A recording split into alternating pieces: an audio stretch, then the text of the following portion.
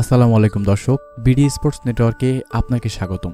বিশ্বব্যাপী বাংলাদেশ ক্রিকেটকে যিনি পরিচয় করিয়ে দিয়েছেন সকলের কাছে, তিনি হচ্ছেন মাগুরা জেলার কৃতি সন্তান অলরাউন্ডার সাকিব আল হাসান। তার অবদানে আজ বাংলাদেশ ক্রিকেট বিশ্বের বুকে এতটা জনপ্রিয় হয়ে উঠেছে। তিনি যেন বাংলাদেশ ক্রিকেটের প্রাণ। তার জীবনের সংক্ষিপ্ত আলোচনা নিয়ে আমাদের আজকের ভিডিওটি। এই ভিডিওটিতে সাকিব আল হাসান কিভাবে ক্রিকেটার হয়ে উঠেছেন তার খুঁটিনাটি তথ্য এখানে পাবেন।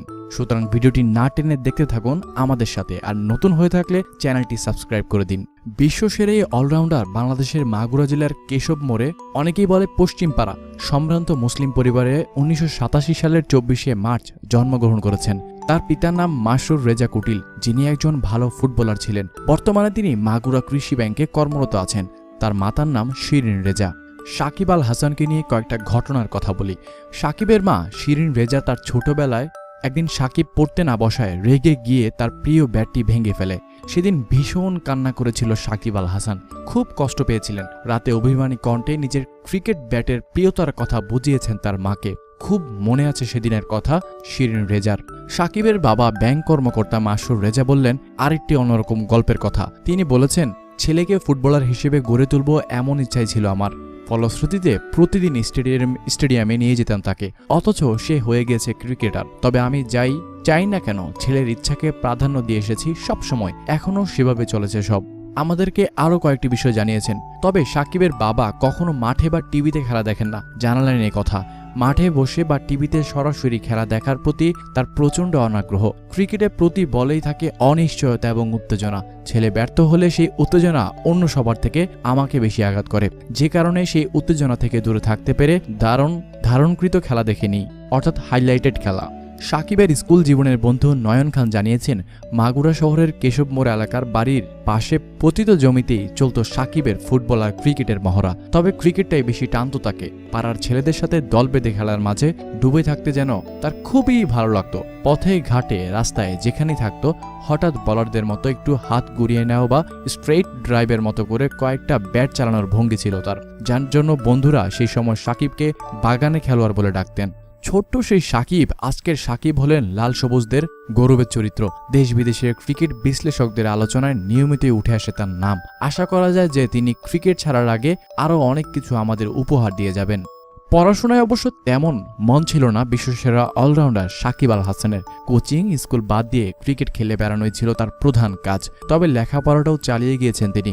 মাগুরা ৩ নং সরকারি প্রাথমিক বিদ্যালয় থেকে তিনি প্রাথমিক শিক্ষার্জন করেছিলেন। তারপর তিনি মাগুরা মডেল স্কুলের ৬ষ্ঠ শ্রেণীতে ভর্তি হয়েছেন। সেখানে তিনি মাত্র ১ বছর পড়াশোনা করেই বাংলাদেশ বিকেএসপি স্কুলে ৮ম শ্রেণীতে ভর্তি হয়ে উচ্চ মাধ্যমিক পাশ করেছেন। তারপর ঢাকার AIV বিশ্ববিদ্যালয় থেকে ইংরেজিতে অনার্স পড়েছেন। আমেরিকান ইন্টারন্যাশনাল ইউনিভার্সিটি থেকে ব্যাচেলর ডিগ্রি নিয়ে ফেলেছেন তিনি। সেদিনের সেই ছোট্ট সাকিবের দিকে একদিন হঠাৎই দৃষ্টি পড়ে যায় মাগুরার একমাত্র ক্রিকেট একাডেমির পরিচালক ও প্রশিক্ষক সাদ্দাম হোসেনের। তিনি জানিয়েছেন 1998 সালে সাকিব তার একাডেমিতে এসে প্রশিক্ষণ নিত। শৈশবেই মেধাবী তকমা পাওয়া ক্রিকেটার সাকিব সেখানে ৩ বছর প্রশিক্ষণ নিয়েছেন। তার ক্রীড়া নৈপুণ্যের প্রথম প্রকাশ ঘটে বাগেরহাটে অনূর্ধ্ব 15 ক্রিকেট দলের হয়ে খেলতে নেমে। সেখানে 22 রানে 4 উইকেট নিয়ে আগমনী জানান দিয়েছিলেন তিনি। এরপর 2002 সালে অনূর্ধ্ব 19 দলের খেলোয়াড় হয়ে ঝিনাইদহে মাগুরা জেলা দলের একাদশে খেলার সুযোগ পেয়ে যান। সেইখানে সাকিব 108 রানের নট আউট থেকে ভবিষ্যতের পথে আরেক ধাপ এগিয়ে গিয়েছিলেন। সেই খেলায় কুষ্টিয়া দলকে পরাজিত করে মাগুরা জেলা দল চ্যাম্পিয়ন হওয়ার পেছনে অনন্য অবদান ছিল এই সাকিব আল হাসানের। এরপর 2001 সালে বিকেএসপির ট্যালেন্ট হান্ট প্রোগ্রামের বাছাই পর্বে নির্বাচিত হয়েছেন সাকিব। পরবর্তীতে নড়াইলে 1 মাসের বিশেষ প্রশিক্ষণ কোর্স চলাকালীন সময়ই নির্বাচকদের দৃষ্টি আকর্ষণ করেন সাকিব আল হাসান, যার ধারাবাহিকতায় 2006 সালের 6 আগস্ট জাতীয় দলে অভিষেক ঘটেছে তার। এরপর ব্যক্তিগত নৈপুণ্য আর ধারাবাহিক সাফল্যে কেবলই এগিয়ে যাওয়ার পালা। এক সময়ে সাকিব আল হাসান বাংলাদেশ ক্রিকেট দলের অধিনায়কের দায়িত্ব পালন করেন এবং তিনি দায়িত্ব পালনকালীন সময়ে বিশ্বকাপ ক্রিকেটে তার দল স্থান পেয়েছিল। বাংলাদেশ ক্রিকেট দলের অধিনায়ক মাশরাফি বিন মুর্তজার ইনজুরির কারণে দলকে নেতৃত্ব দানেও সাকিবের দূরদর্শী জ্ঞান প্রমাণিত হয়েছে। সাকিবের নেতৃত্বে বাংলাদেশ ক্যারিবীয় সফরে 2 ম্যাচের টেস্ট সিরিজ 2-0 ব্যবধানে জয়লাভ করেছিল। প্রথমবারের মতো বিদেশের মাটিতে টেস্ট সিরিজ জয়ের কৃতিত্ব লাভ করেছিল।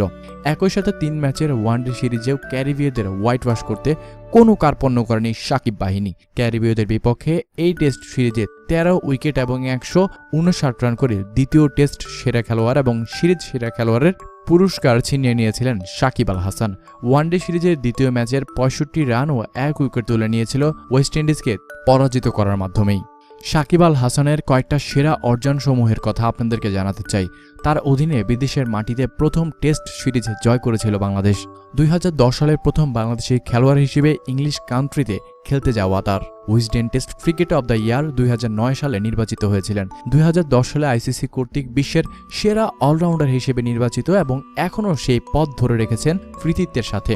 এখন পর্যন্ত 26টি টেস্ট খেলে 2টি শতক ও 126টি ওডিআই খেলে 5টি শতক, এছাড়া বোলিংয়ে টেস্টে 96টি ও ওয়ানডেতে 160টি উইকেট দখল করে এই বিশ্বসেরা অলরাউন্ডারের অর্জন বাড়ছেই।